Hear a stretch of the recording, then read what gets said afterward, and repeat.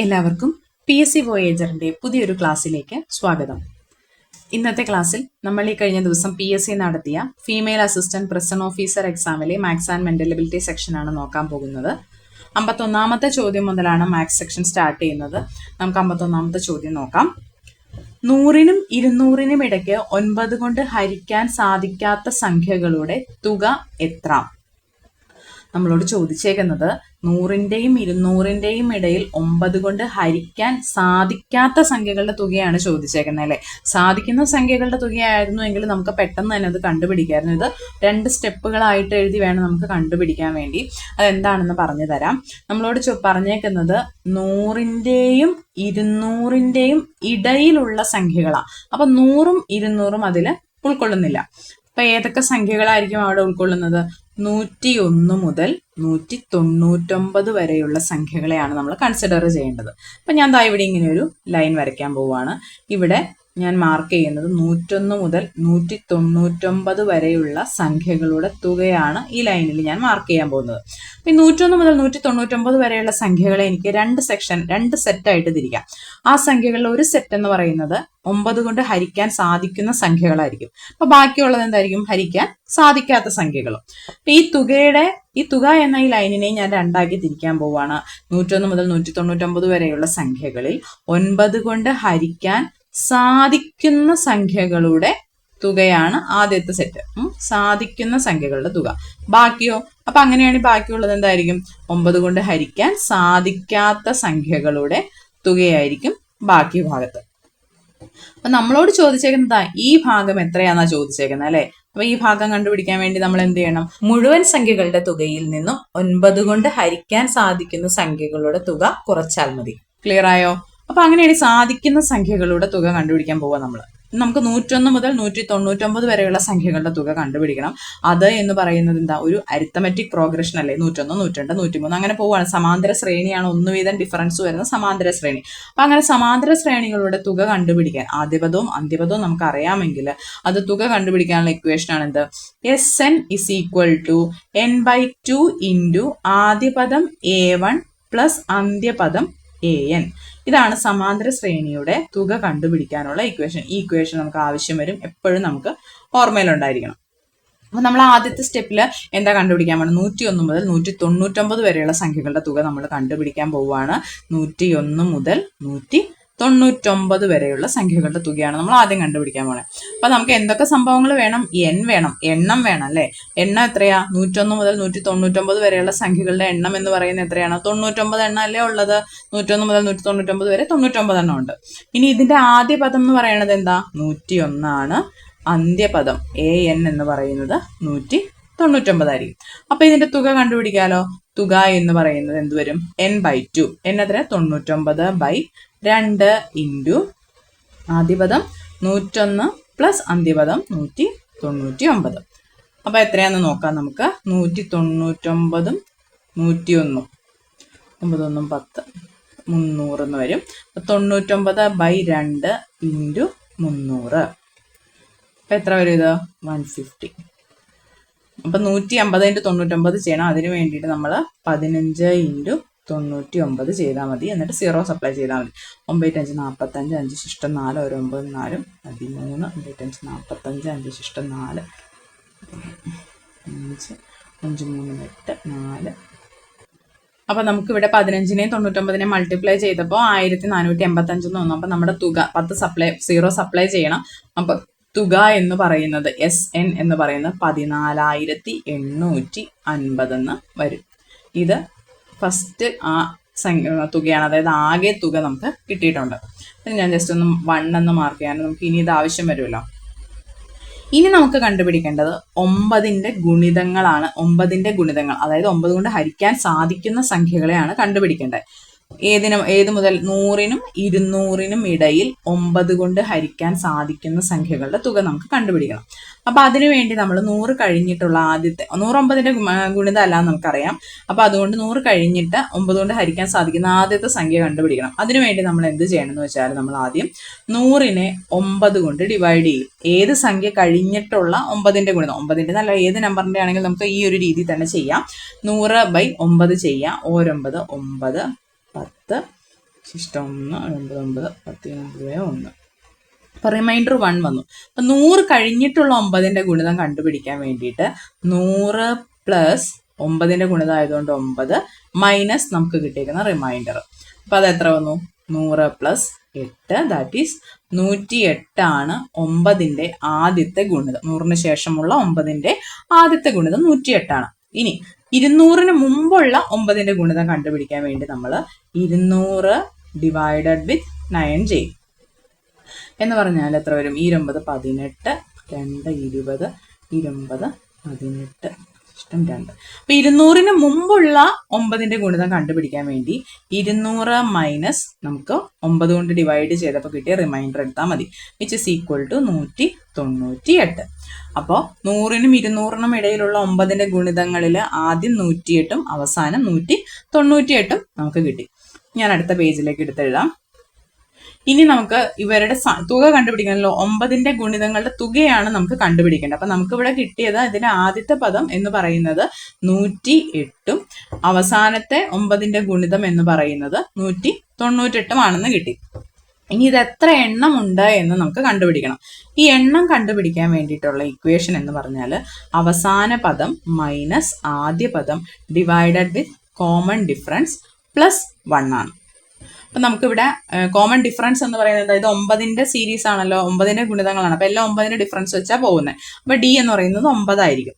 108 an minus a1 എന്ന് പറയുന്നത് an എന്ന് പറയുന്നത് 198, അന്ത്യപദം 198 ആണല്ലോ, മൈനസ് a1 എന്ന് പറയുന്നത് 108 ഡിവൈഡഡ് വിത്ത് കോമൺ ഡിഫറൻസ് 9 പ്ലസ് 1. അപ്പൊ 198ന്ന് 108 പോയി കഴിഞ്ഞാൽ 90/9 പ്ലസ് 1 എന്ന് പറയുമ്പോൾ 90/9 10 വരും. 10 പ്ലസ് 1 ഈക്വൽ ടു 11 പദങ്ങളാണ് നമുക്ക് ആകെ ഉള്ളത്. അങ്ങനെയാണെങ്കിൽ ഈ 11 പദങ്ങളുടെ തുക നമുക്ക് കണ്ടുപിടിക്കണം. അപ്പൊ അതിനുവേണ്ടി നമ്മൾ ആദ്യം ഒരു ഇക്വേഷൻ എഴുതിയായിരുന്നു, SN is equal to n/2 into ആദ്യ പദം പ്ലസ് അന്ത്യപദം എന്ന് സം കാണാനായിട്ട്. അപ്പൊ n 11 വന്നു. 11/2 ഇൻറ്റു ആദ്യ പദമായ 108 പ്ലസ് 198. 108 പ്ലസ് 198 എത്ര വരിക? 108 പ്ലസ് 198 എന്ന് പറയുമ്പോൾ 8 8 16, 9 1 10, 306. 11/2 ഇൻറ്റു 306 എന്ന് വരും. അപ്പൊ വെട്ടി കുറയ്ക്കാം. 2 2 1 2 10 3 2 6. അപ്പോൾ ഇതിന്റെ തുക എന്ന് പറയുന്നത് 153 ഇൻറ്റു 11 ആണ്. ഏതൊരു സംഖ്യയിലും 11 കൊണ്ട് ഗുണിക്കാൻ നമുക്ക് എളുപ്പത്തിൽ ഗുണിക്കാൻ പറ്റും. അപ്പൊ 150, അതിന് ആദ്യം ഈ 2 എക്സ്ട്രീമിലുള്ള സംഖ്യകൾ നമ്മൾ 2 എക്സ്ട്രീമിലേക്ക് അങ്ങ് എഴുതുക. 1 3. എന്നിട്ട് ആദ്യം ഈ 2 നമ്പർ കൂട്ടുക. 5 3 8, അതിവിടെ എഴുതുക. ഇവിടെ 1 5 6. 1683 ആണ് ആകെ സംഖ്യകളുടെ 9 കൊണ്ട് ഹരിക്കാൻ സാധിക്കുന്ന സംഖ്യകളുടെ ആകെ തുക എന്ന് പറയുന്നത് 1683 വരും. അപ്പൊ നമ്മൾ 9 കൊണ്ട് ഹരിക്കാൻ സാധിക്കുന്ന സംഖ്യകളുടെ തുകയ്ക്ക് ഇതിനെ നമ്മൾ 2 എന്ന് കൊടുത്തു. അപ്പൊ നമുക്കിവിടെ 2 തുകകളും കിട്ടിയിട്ടുണ്ട്. ഏതൊക്കെയാ കിട്ടിയേ? ആകെ തുക കിട്ടിയിട്ടുണ്ട്. അതുപോലെ 9 കൊണ്ട് ഹരിക്കാൻ സാധിക്കുന്ന ആകെ തുക നമുക്ക് എത്രയാണ് കിട്ടിയിരിക്കുന്നത്? 14,850 കിട്ടിയിട്ടുണ്ട്. അതുപോലെ 9 കൊണ്ട് ഹരിക്കാൻ സാധിക്കുന്ന സംഖ്യകളുടെ തുകയും നമുക്ക് കിട്ടിയിട്ടുണ്ട്. അത് നമ്മൾ 2 എന്ന നമ്പർ കൊടുത്തിട്ടുണ്ട്. അപ്പോൾ ഇത് 1 ആണ്, ഇത് നമ്മുടെ 2 ആണ്. അപ്പൊ ഈ 1ൽ നിന്നും ഈ 2 കുറച്ച് കഴിഞ്ഞാൽ 9 കൊണ്ട് ഹരിക്കാൻ സാധിക്കാത്ത സംഖ്യകളുടെ തുക കിട്ടുമല്ലോ. അപ്പൊ അത് നമുക്കൊന്ന് കണ്ടുപിടിക്കാം. അപ്പൊ നമുക്ക് ഇത് രണ്ടും കൂടെ ഒന്ന് എഴുതി നോക്കാം. അപ്പൊ ഹരിക്കാൻ സാധിക്കാത്ത സംഖ്യകളുടെ തുക എന്ന് പറയുന്നത് 14,850. അതായത് നമ്മുടെ ടോട്ടൽ തുകയിൽ നിന്നും 9 കൊണ്ട് ഹരിക്കാൻ സാധിക്കുന്ന സംഖ്യകളുടെ തുകയായ 1683 കുറയ്ക്കുകയാണ്. അപ്പൊ നമുക്ക് ഉത്തരം എത്ര വരും? 10 3 പോയാൽ 7, 4 14 8 പോയാൽ 6, 7 6 പോയാൽ 1, 13,167 എന്ന് നമുക്ക് ആൻസർ കിട്ടും. ഇതിന്റെ ആൻസർ ഓപ്ഷൻ ഡി ആണ്, 13,167. ഇത് സ്റ്റെപ്പ് കുറച്ച് നീണ്ടുപോയത് നിങ്ങൾക്ക് പറഞ്ഞു തരുമ്പോൾ കുറച്ചും കൂടെ നീണ്ടുപോയതാണ്. ബൈ പ്രാക്ടീസ് നിങ്ങൾക്ക് ഇത് സ്പീഡിന് ചെയ്യാൻ പറ്റും. എന്നിരുന്നാലും ഇത് ഇത്തിരി സമയം എടുക്കുന്ന ഒരു ചോദ്യമായിരുന്നു. എല്ലാവരും ശ്രദ്ധിച്ച് ചെയ്യുക. മനസ്സിലായില്ല എങ്കിൽ നിങ്ങൾ കമന്റ് അറിയിക്കുക, ഞാൻ അത് ഒന്നുകൂടെ എക്സ്പ്ലെയിൻ ചെയ്ത് തരുന്നതായിരിക്കും. നമുക്ക് അടുത്ത ചോദ്യത്തിലേക്ക് കടക്കാം. 52ാമത്തെ ചോദ്യം, ഒരു വൃത്തത്തിന്റെ വൃത്തപരിധിയും പരപ്പളവ് ഇവ തുല്യമായാൽ അതിന്റെ വ്യാസം എത്രയാണെന്നാണ് ചോദിച്ചേക്കുന്നത്.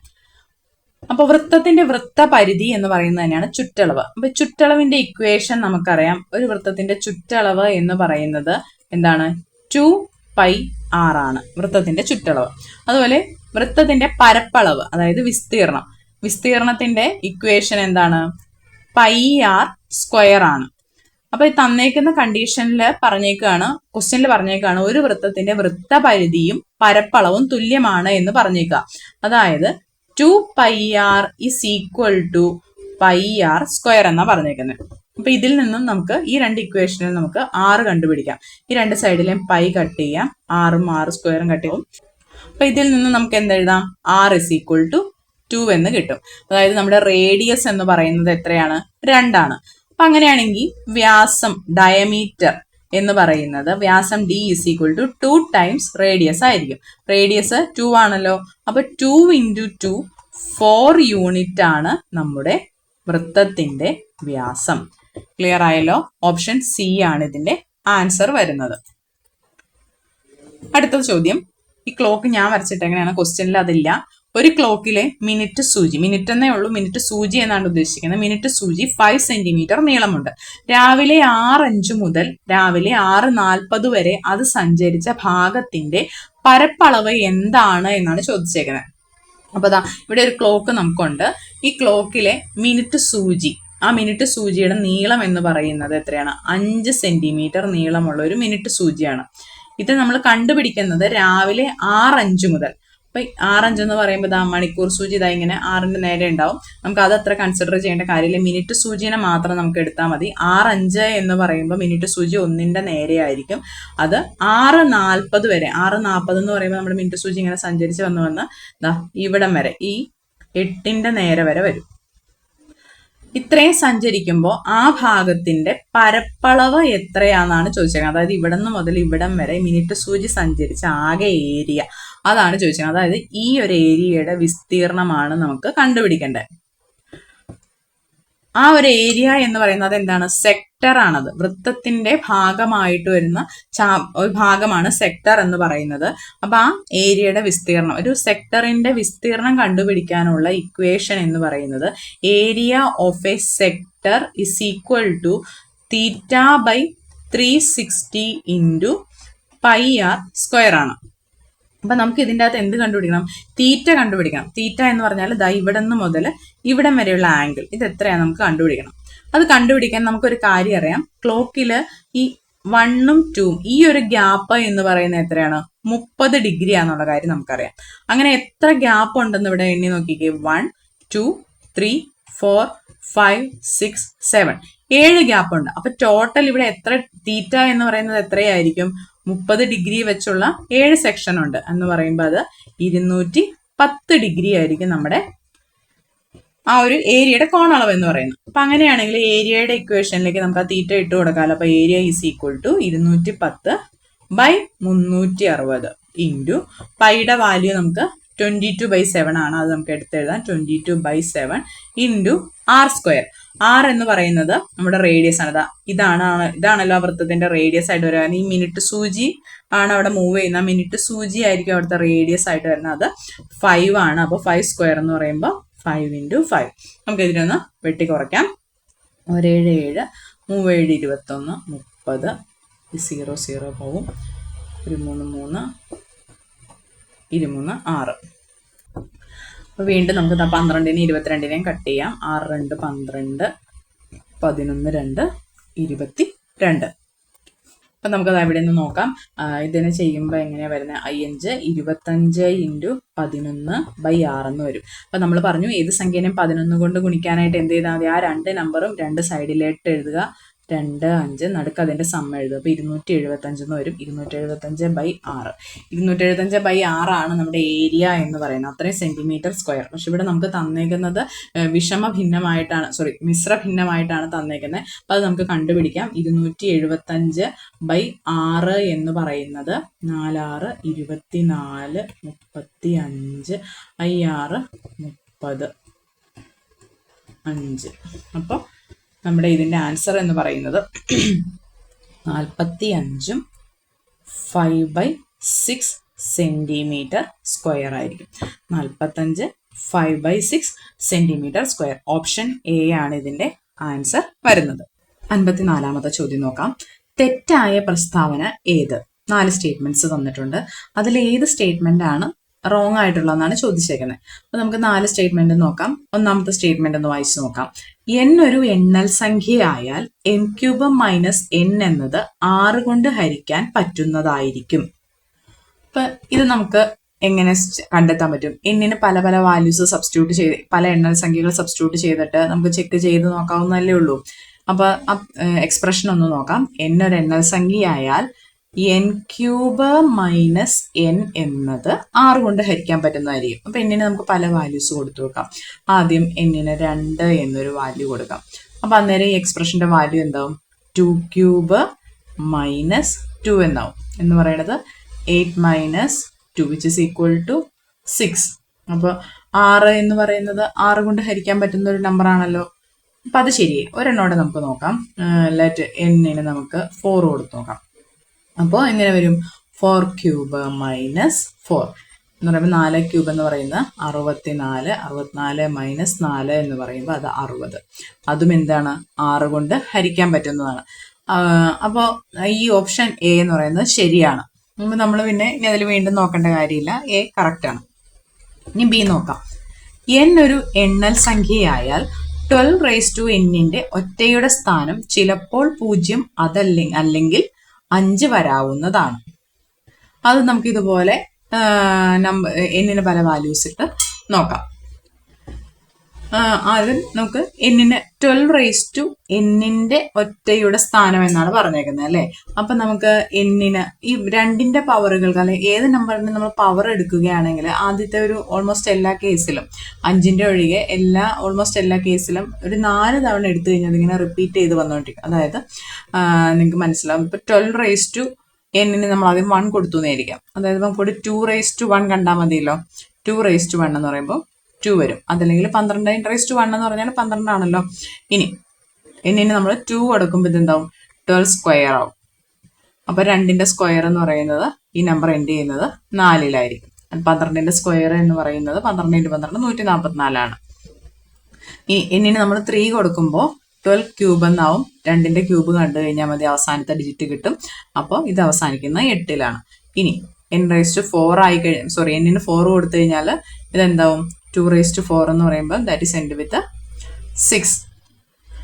ഇനി ഇത് വീണ്ടും നമ്മൾ എന്നിന് 5 കൊടുത്തു കഴിയുമ്പോഴോ 2⁻5 എന്ന് പറയുമ്പോൾ 32 ആണ്. അപ്പോൾ അതും എൻഡ് ചെയ്യുന്നത് 2-ലാണ്. ഇത് കണ്ടോ? ഇത് കഴിയുമ്പോൾ അവിടെ വരെ വന്നിട്ട് ഇത് വീണ്ടും ഇങ്ങനെ റിപ്പീറ്റ് ചെയ്തുകൊണ്ടേയിരിക്കും. അപ്പോൾ n ഒരു എണ്ണൽ സംഖ്യയായാൽ 12⁻n ഒറ്റയുടെ സ്ഥാനം ചിലപ്പോൾ 0 അതല്ലെങ്കിൽ 5 വരാവുന്നതാണ് എന്ന് പറയുമ്പോൾ എവിടെയെങ്കിലും 5 വന്നിട്ടുണ്ടോ? ഇല്ല. ഇതിങ്ങനെ 2 4 8 6 എന്നൊരു പാറ്റേണിൽ ഇതിങ്ങനെ റിപ്പീറ്റ് ചെയ്തുകൊണ്ടേയിരിക്കും. അപ്പൊ ഈ ഒരു സ്റ്റേറ്റ്മെന്റ് ഇവിടെ തെറ്റാണ്. അപ്പൊ ബി ആണ് നമ്മുടെ ആൻസർ ആയിട്ട് വരുന്നത്. എന്നാലും നമുക്ക് അടുത്ത ഓപ്ഷനും കൂടെ ഒന്ന് നോക്കാം. n ഒരു ഒറ്റ സംഖ്യയായാൽ n² - 1 എന്നതിനെ 8 കൊണ്ട് ഹരിക്കാം. അപ്പോൾ അവിടെ നമ്മൾ വീണ്ടും നോക്കുകയാണ്. n ഒരു ഒറ്റ സംഖ്യയായാൽ അപ്പൊ എന്നിന് നമുക്ക് ഒറ്റ സംഖ്യകളുടെ വാല്യൂ കൊടുക്കണം. അപ്പൊ എന്നിന് നമുക്ക് ആദ്യം എന്ത് കൊടുക്കാം? ഒരു 3 എന്നൊരൊറ്റ സംഖ്യ കൊടുക്കാം. ഏത് വേണേലും കൊടുക്കാം കേട്ടോ. അപ്പോൾ അന്നേരം n² - 1 എന്ന് പറയുമ്പോൾ എന്ത് വരും? 3² - 1 ആവും. That is 9 - 1 which is 8. 8നെ 8 കൊണ്ട് ഹരിക്കാലോ. അപ്പൊ അത് ഓക്കെയാണ്. ഒരെണ്ണോടെ നമുക്ക് നോക്കാം. എന്നിന് അടുത്ത ഒറ്റ സംഖ്യയായി 5 കൊടുത്തു നോക്കാം. അപ്പൊ n² - 1 എന്ന് പറയുമ്പോൾ 5² - 1 വരും. അപ്പൊ 25 - 1 ദാറ്റ് ഈസ് ഈക്വൽ ടു 24 എന്ന് വരും. 24നെ നമുക്ക് 8 കൊണ്ട് ഹരിക്കാം. ആ സ്റ്റേറ്റ്മെന്റ് ശരിയാണ്. 4-ാമത്തെ സ്റ്റേറ്റ്മെന്റ് നോക്കി. ഒരൊറ്റ സംഖ്യയുടെ വർഗം 4m + 1 എന്ന രൂപത്തിൽ എഴുതാം. നമുക്ക് ആദ്യം ഒരു ഒറ്റ സംഖ്യ എടുക്കാം. 5 എന്ന ഒറ്റ സംഖ്യ എടുക്കാം. 5ന്റെ വർഗം എന്ന് പറയുന്നത് എത്ര? 5² 25 ആണ്. 25നെ നമുക്ക് 4m + 1 എന്ന ഫോമിൽ എഴുതാൻ പറ്റുമെന്ന് നോക്കാം. 25നെ എനിക്ക് 24 + 1 എന്ന് എഴുതാലോ. ഈ 24 എന്ന് പറയണത് എന്താ? 4 × 6 അല്ലേ. അപ്പോൾ അത് ശരിയാണ്. അപ്പൊ 4m, mന്റെ വാല്യൂ ഇവിടെ ഈ കേസിൽ 6 ആവും. അപ്പൊ ഇത് 4m + 1 എന്ന രൂപത്തിലായി. ഇനി വേറൊരു ഒറ്റ സംഖ്യ എടുത്തു നോക്കാം. 7. എന്നിന് നമുക്ക് 7 എന്ന് കൊടുത്തു നോക്കാം. അപ്പൊ 7ന്റെ സ്ക്വയർ എത്രയാണ്? 49. ഇതിനെ എനിക്ക് എങ്ങനെ എഴുതാം? 48 പ്ലസ് 1 എന്ന് എഴുതാലോ. അപ്പൊ ഈ 48നെ എനിക്ക് എങ്ങനെ എഴുതാം? 4 × 12 എന്ന് എഴുതാലോ. ഇതാണല്ലോ 48 പ്ലസ് 1. അപ്പൊ ഇതും ഏത് ഫോമിലായി? 4m പ്ലസ് 1 എന്ന ഫോമിലായി. അപ്പൊ ആ ഒരു സ്റ്റേറ്റ്മെന്റ് ശരിയാണ്. അപ്പൊ റോങ് ആയിട്ടുള്ള സ്റ്റേറ്റ്മെന്റ് എന്താണ്? ഓപ്ഷൻ ബി ആണ്. അടുത്ത ചോദ്യം നോക്കാം. ശ്രേണി പൂർത്തിയാക്കുക. ഈ ശ്രേണി നമുക്ക് ഇവിടെ നിന്ന് എടുത്ത് എഴുതി നോക്കാം. BJF DKH FMJ HPL. ഇതാണ് നമ്മുടെ ശ്രേണി എന്ന് പറയുന്നത്. ഇനി അടുത്തതാണ് നമുക്ക് കണ്ടുപിടിക്കേണ്ടത്. അപ്പൊ ഇതെങ്ങനെ കണ്ടുപിടിക്കാം? നോക്കിക്കേ. ആദ്യത്തെ ഈ ശ്രേണിയിലുള്ള ഓരോ സെറ്റിന്റെയും ആദ്യത്തെ ലെറ്റർ നമുക്ക് നോക്കാം. ബി എന്നുള്ളത് DI, ഡി എന്നുള്ളത് എന്തായി? FI, എഫ് എന്നുള്ളത് HI. അപ്പൊ ഓരോ ലെറ്ററിന്റെ ഗ്യാപ്പ് വന്നേക്കണം അല്ലേ. അപ്പൊ സി ഇവിടെ കൊടുത്തിട്ടില്ല, ഇവിടെ DE വന്നിട്ടില്ല, ഇവിടെ FG വന്നിട്ടില്ല. അപ്പൊ അങ്ങനെയാണ് ഇവിടെ ഇതുപോലെ ഒരു ലെറ്ററിന്റെ ഗ്യാപ്പ് കഴിഞ്ഞിട്ടല്ലേ വരുള്ളൂ. HI ഇവിടെ പോവും, അടുത്തത് J വരും. അപ്പൊ ഇതേ 2 എണ്ണം ഉണ്ട് J വന്നേക്കുന്നത്. അപ്പൊ എയും സിയും അല്ല എന്നുള്ള കാര്യം നമുക്ക് ഉറപ്പായി. ഒന്നെങ്കിൽ ബി അല്ലെങ്കിൽ ഡി ആയിരിക്കും. ഇനി അടുത്തത് നമുക്ക് കണ്ടുപിടിക്കാം. ഇനി നമുക്ക് ഇവിടെ നിന്ന് നോക്കാം. J കഴിഞ്ഞിട്ട് K വന്നിട്ടുണ്ട്. അത് ഡയറക്റ്റ് നെക്സ്റ്റ് ലെറ്റർ വന്നു. അപ്പൊ ആ നെക്സ്റ്റ് ഇതേപോലെയാണ് K കഴിഞ്ഞ് L വരണം. പക്ഷെ ഇവിടെ വന്നത് K കഴിഞ്ഞിട്ട് M. അതായത് ഇവിടെ ഒരെണ്ണത്തിന്റെ ഗ്യാപ്പ് വന്നു, Lന്റെ ഗ്യാപ്പ് വന്നു. ഇനി ഒരെണ്ണം തന്നെയാ വരുന്നതെങ്കിൽ അടുത്ത സ്ഥലത്ത് എന്ത് വരണം? O വരണം അല്ലെ. പക്ഷെ ഇവിടെ വന്നേക്കുന്നതോ P ആ വന്നേക്കുന്നത്. അപ്പൊ എന്ത്? 2 എണ്ണത്തിന്റെ ഗ്യാപ്പ് വന്നു.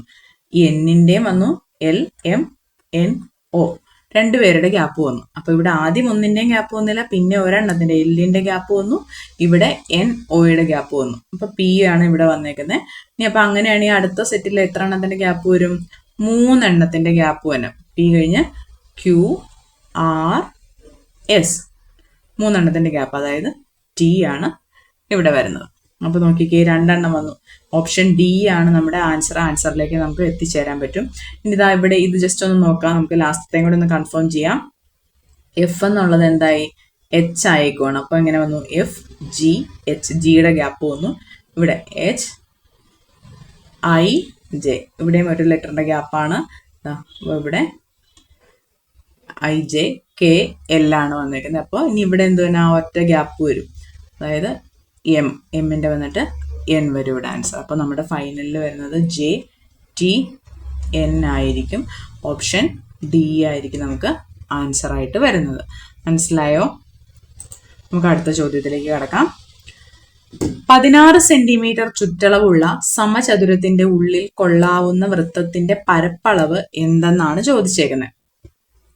ചുറ്റളവ് എത്രയാണ് തന്നേക്കുന്നത്? ഒരു സമചതുരത്തിന്റെ ചുറ്റളവ് 16 സെന്റിമീറ്റർ എന്ന് നമുക്ക് തന്നിട്ടുണ്ട്. ചുറ്റളവിന് ഒരു സമചതുരത്തിന്റെ, ഇതാണ് സമചതുരം. ഈ സമചതുരത്തിന്റെ ഒരു വശം A ആണ് എങ്കിൽ ഇതിന്റെ ചുറ്റളവ് എന്ന് പറയുന്നത് 4A ആയിരിക്കും. 4A എന്ന് പറയുന്നത് എത്രയാണ്? 16 സെന്റിമീറ്റർ എന്ന് തന്നിട്ടുണ്ട്.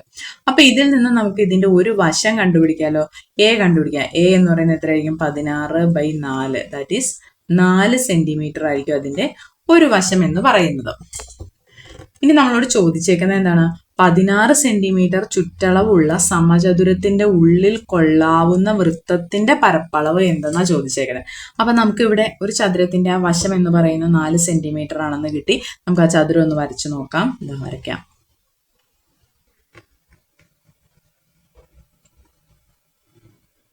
ഇനി ഇതിന്റെ ഉള്ളിൽ വരയ്ക്കാവുന്ന വൃത്തത്തിന്റെ പരപ്പളവ്, ഇതിന്റെ ഉള്ളിൽ ഒരു വൃത്തം നമുക്ക് ഇങ്ങനെ വരയ്ക്കാം.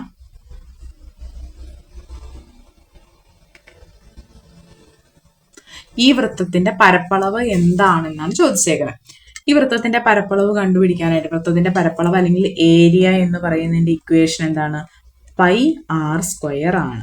അപ്പം റേഡിയസ് കണ്ടുപിടിക്കണം. ഈ റേഡിയസ് എന്ന് പറഞ്ഞാൽ അതിന്റെ സെന്ററിൽ കൂടെ സെന്ററിൽ നിന്നും വൃത്തത്തിലേക്ക് വരയ്ക്കുന്ന ലൈനാണല്ലോ റേഡിയസ്. ഈ റേഡിയസ് നമുക്ക് കണ്ടുപിടിക്കാൻ വേണ്ടിയിട്ട് ഒന്ന് ഈ പടത്തിലേക്ക് നിങ്ങൾക്ക് നോക്കിയാൽ മനസ്സിലാവും. ഈ സമചതുരത്തിന്റെ ഈ ഒരു വശമാണ് ഈ വൃത്തത്തിന്റെ വ്യാസം അല്ലെങ്കിൽ ഡയമീറ്റർ എന്ന് പറയുന്നത് അല്ലെ. ഈ ഒരു വശം തന്നെയല്ലേ ഈ ഒരു വശം എന്ന് പറയുന്നത്. അപ്പൊ ഇതിൽ നമുക്ക് എന്ത് മനസ്സിലാക്കാം? ഈ വൃത്തത്തിന്റെ വ്യാസം എന്ന് പറയുന്നത് സമചതുരത്തിന്റെ ഒരു വശമാണെന്ന് മനസ്സിലാക്കാം. അപ്പൊ വൃത്തത്തിന്റെ വ്യാസം ഡയമീറ്റർ ഡി എന്ന് പറയുന്നത് എത്രയായിരിക്കും? 4 സെന്റിമീറ്റർ ആയിരിക്കും. അങ്ങനെയാണ് എങ്കിൽ ഇതിന്റെ റേഡിയസ് എത്രയാണെന്ന് നമുക്ക് കണ്ടുപിടിക്കാം. റേഡിയസ് എന്ന് പറയുന്നത് d/2 വ്യാസത്തിന്റെ പകുതിയാണ്. അപ്പോൾ 4/2 എന്ന് പറയുമ്പോൾ 2 സെന്റിമീറ്റർ ആയിരിക്കും ഇതിന്റെ റേഡിയസ് എന്ന് പറയുന്നത്. അങ്ങനെയാണ് നമുക്ക് ഏരിയ കണ്ടുപിടിക്കാലോ. ഏരിയയുടെ ഇക്വേഷൻ എന്ന് പറയുന്നത് πr² ആണ്. ഇപ്പൊ ഇവിടെ എല്ലാം ഡെസിമൽ വാല്യൂസ് ആണ് തന്നിരിക്കുന്നത്. അപ്പൊ പൈയുടെ 3.14 എന്ന വാല്യൂ നമ്മൾ സബ്സ്റ്റിറ്റ്യൂട്ട് ചെയ്ത് കൊടുക്കുന്നു ഇൻറ്റു 2² റേഡിയസ് 6 നമുക്ക് 2 നമുക്ക് കിട്ടിയിട്ടുണ്ട്. അപ്പോൾ അത് സബ്സ്റ്റിറ്റ്യൂട്ട് ചെയ്ത് കഴിയുമ്പോൾ ഇതെങ്ങനെ വരും? 3.14 ഇൻറ്റു 2² എന്ന് പറയുന്നത് 4. നമുക്കതൊന്ന് ഗുണിച്ച് നോക്കാം. 314 ഇൻറ്റു ഡെസിമൽ മാറ്റിയിട്ട് നമ്മൾ ഗുണിക്കും. 4 16, 1 4 1 5 3 4 12 12.56. അതായത് നമുക്ക് കിട്ടിയ ഉത്തരത്തിന് ആ മാറ്റിയ ഡെസിമൽ എത്ര സ്ഥാനമാണോ മാറ്റിയത് അത്രയും സ്ഥാനം തിരിച്ച് നമ്മൾ പോയിന്റ് കൊടുക്കും. അപ്പൊ 12.56 സെന്റിമീറ്റർ സ്ക്വയർ ആയിരിക്കും നമ്മുടെ വൃത്തത്തിന്റെ പരപ്പളവ് എന്ന് പറയുന്നത്. ഓപ്ഷൻ സി ആയിരിക്കും നമ്മുടെ ആൻസർ. ക്ലിയർ ആയെന്ന് കരുതുന്നു. നമുക്ക് അടുത്ത ചോദ്യം നോക്കാം. 87ാമത്തെ ചോദ്യം. 86 + 52 = 5, 63 + 72 = 8 ആയാൽ 83 + 72 എത്ര എന്നാണ് ചോദിച്ചേക്കുന്നത്. അപ്പൊ ഈ റിലേഷൻ നമുക്കൊന്ന് ഇവിടെ എഴുതി നോക്കാം. 86 + 52 = 5. ഇതെങ്ങനെയാണ് 86 52 കൂട്ടുമ്പോൾ 5 വന്നേക്കുന്നതെന്ന് നമുക്ക് നോക്കാം. എന്താണേലും 86 52 കൂട്ടുമ്പോൾ 5 വരത്തില്ല. അപ്പൊ ഇവിടെ ഒന്ന് നോക്കിക്കേ. നമുക്കറിയാം ഈ 86 ഈ 8ന്റെയും 6ന്റെയും ഡിഫറൻസ് എത്രയാ? 2. 5ന്റെയും 2ന്റെയും ഡിഫറൻസ് 3. അപ്പൊ ഇതിന്റെ രണ്ടിന്റെയും കൂടെ സം എന്ന് പറയുന്നത് എത്രയാ? 2 + 3 = 5. അവിടെ അത് ഓക്കെ. അടുത്തതുപോലെ ഒന്ന് ചെക്ക് ചെയ്ത് നോക്കാം. 63 + 72. 6ന്റെയും 3ന്റെയും ഡിഫറൻസ് 3. 7ന്റെയും 2ന്റെയും ഡിഫറൻസ് 5. അപ്പൊ ഇതിന്റെ സം എന്ന് പറയുന്നത് 3 + 5 8. അപ്പൊ ഈ ഒരു റിലേഷനും ട്രൂ ആയി. ഈ സെയിം ഇതിൽ തന്നെ അപ്പൊ നമുക്ക് ഇത് കണ്ടുപിടിച്ച് നോക്കാം. 83 + 72 എത്രയാണെന്നാണ് നമ്മളോട് ചോദിച്ചേക്കുന്നത്. അപ്പം 8ന്റെയും 3ന്റെയും ഡിഫറൻസ് 5 പ്ലസ് 7ന്റെയും 2ന്റെയും ഡിഫറൻസ് 5. അപ്പൊ ഇതിന്റെ ആൻസർ വരുന്നത് 5 + 5 = 10 ആയിരിക്കും നമ്മുടെ ആൻസർ. ഓപ്ഷൻ ബി ആണ് ഇതിന്റെ ഉത്തരം വരുന്നത്. നമുക്ക് അടുത്ത ചോദ്യം നോക്കാം. 58ാമത്തെ ചോദ്യം. 34 മൈനസ് ഒരു വലിയ ബ്രാക്കറ്റ്, അതിൻ്റെ ഉള്ളിൽ കുറെ നമ്പേഴ്സും എത്രയായിരിക്കും എന്നാണ് ചോദിച്ചേക്കുന്നത്. ഇത് നമ്മൾ ഏത് റൂൾ വെച്ചാണ് സോൾവ് ചെയ്യാൻ പോകുന്നത്? ബോട്ട്മാസ് റൂൾ വെച്ചാണ് നമ്മൾ സോൾവ് ചെയ്യാനായിട്ട് പോകണം. നമുക്ക് ആദ്യം ഈ നമ്പർ എക്സ്പ്രഷൻ എടുത്ത് എഴുതാം. 34 മൈനസ് സ്ക്വയർ ബ്രാക്കറ്റ് 20 / 5 പ്ലസ് 17. അത് 17 മുതൽ ബ്രാക്കറ്റിൻ്റെ അകത്ത് പോവും. Plus 17 minus 2 × 3 plus 18 / 9 minus 3 plus 10 square bracket close ചെയ്തു. അപ്പൊ നമ്മുടെ ഓപ്പറേഷന്റെ ഓർഡർ എന്ന് പറയുന്നത് എന്താണ്? അതാണ് ഈ ബോട്ട്മാസ്. ആദ്യം ബ്രാക്കറ്റ് ഓപ്പറേഷൻ പെർഫോം ചെയ്യണം, ദെൻ ഓഫ് എന്നൊരു കണ്ടീഷനിൽ എന്തെങ്കിലും ഉണ്ടെങ്കിൽ അത് ചെയ്യണം, പിന്നെ ഡിവിഷൻ, മൾട്ടിപ്ലിക്കേഷൻ, അഡീഷൻ, സബ്ട്രാക്ഷൻ. അപ്പൊ അങ്ങനെയാണ് ഇതിൻ്റെ അകത്ത് നമുക്ക് ബ്രാക്കറ്റ് ഉണ്ട് അല്ലേ. ഒരു ബ്രാക്കറ്റ് ഉണ്ട്, അതിൻ്റെ ഉള്ളിൽ വേറൊരു ബ്രാക്കറ്റ് ഉണ്ട്. അപ്പൊ ആദ്യം നമ്മൾ ഉള്ളിലുള്ള ബ്രാക്കറ്റ് സോൾവ് ചെയ്യാനായിട്ട് പോവുകയാണ്. അത് മാത്രമായിട്ട് ഞാൻ ഈ സൈഡിലേക്ക് ഒന്ന് എഴുതാം. 17 മൈനസ് 2 × 3 പ്ലസ് 18 / 9 മൈനസ് 3. ഇതാണല്ലോ നമ്മുടെ എക്സ്പ്രഷൻ. അപ്പൊ ഇതിന്റെ അകത്തും നമ്മൾ എന്ത് ചെയ്യണം? മൾട്ടിപ്ലിക്കേഷനും അഡീഷനും എല്ലാം ഉണ്ട്. അപ്പൊ ഇവിടെ നമ്മൾ ബോട്ട്മാസ് റൂള് അപ്ലൈ ചെയ്യാനായിട്ട് പോവുകയാണ്. പക്ഷെ ഇതിൽ ബ്രാക്കറ്റ് ഒന്നുമില്ല, അതുകൊണ്ട് ഈ രണ്ട് സംഭവം ഇവിടെ ആവശ്യമില്ല. ഡി മാസ് മാത്രമാണ് ഇവിടെ ആവശ്യമുള്ളൂ. അപ്പൊ ആദ്യം എന്ത് ചെയ്യും? ഇത് നമ്മൾ ഡിവിഷൻ ആദ്യം പെർഫോം ചെയ്യും. അപ്പൊ ഇതെന്തായി? 17 മൈനസ് 2 × 3 പ്ലസ് 18/9 എന്ന് പറയുമ്പോൾ 2 മൈനസ് 3. ഇനി ഡിവിഷൻ കഴിഞ്ഞു. അടുത്ത സ്റ്റെപ്പിൽ നമ്മൾ എന്താ ചെയ്യുന്നത്? Multiplication, that is 2 × 3. അപ്പൊ ഇതെങ്ങനെയാവും? 17 മൈനസ് 6 പ്ലസ് 2 മൈനസ് 3. ഇനി അഡീഷൻ ആണ് നമുക്ക് ചെയ്യേണ്ടത്. അപ്പോൾ ഇതെന്താവും 17 + 2 എന്ന് പറയുമ്പോൾ 19 - 6 - 3. അപ്പോൾ ഇനി ഇതിനെന്ത് ചെയ്താൽ മതി? 19 നിന്ന് 6 പോയാൽ 13, 13 നിന്ന് 3 പോയാൽ 10. അപ്പോൾ ഇത്രയും ഈ ബ്രാക്കറ്റിന്റെ ഉത്തരം നമുക്ക് കിട്ടി, 10 കിട്ടി. നമ്മൾ അതങ്ങ് എടുത്തെഴുതാൻ പോവുകയാണ്. അപ്പോൾ 34 - 20 ഡിവൈഡഡ് വിത്ത് 5 പ്ലസ് ഇത്രയും സാധനത്തിന് എനിക്ക് 10 കിട്ടിയില്ലേ? 10 + 10 വരും. ഇനി അടുത്ത സ്റ്റെപ്പിൽ ഇനി നമുക്ക് എന്താ ചെയ്യാം? ഈ ബ്രാക്കറ്റിനെ ഇനി കംപ്ലീറ്റ് ചെയ്യണം. ബ്രാക്കറ്റിന്റെ ഉള്ളിൽ കംപ്ലീറ്റ് ചെയ്യുമ്പോൾ ഫസ്റ്റ് ഡിവിഷൻ കൊടുക്കണം. അപ്പോൾ ഇതെന്തായി? 34 - 20/5 എന്ന് പറയുമ്പം 4 × 5 = 20 + 10 + 10. അപ്പോൾ 34 - 4 + 10 എന്ന് പറഞ്ഞാൽ 14 + 10 24. 34 - 24 10 നമ്മുടെ ആൻസർ വരുന്നത്. ഓപ്ഷൻ എ ആയിരിക്കും നമ്മുടെ ആൻസർ. 10 എന്നുള്ളതാണ് ആൻസർ. ഇത് ബോഡ്മാസ് റൂളിന്റെ പക്ക ആപ്ലിക്കേഷൻ ആണ്. അപ്പോൾ അത് കറക്റ്റ് ആയിട്ട് ആ ഓർഡർ അറിഞ്ഞു കഴിഞ്ഞാൽ നമുക്കിത് ഈ പ്രോബ്ലം പെട്ടെന്ന് തന്നെ ചെയ്തെടുക്കാവുന്നതേ ഉള്ളൂ. 59ാമത്തെ ചോദ്യം നോക്കാം. x - 1/x = 3 where x ≠ 0 ആയാൽ x⁴ + 1/x⁴ വില എന്തെന്നാണ് നമ്മളോട് ചോദിച്ചേക്കുന്നത്. അപ്പം നമുക്ക് ഒരു 2 എക്സ്പ്രഷൻ ഇതിൽ നമുക്ക് അറിഞ്ഞിരിക്കണം. അതായത് x - 1/x = a ആയെങ്കിൽ x² + 1/x² എന്ന് പറയുന്നത് a² + 2 ആയിരിക്കും.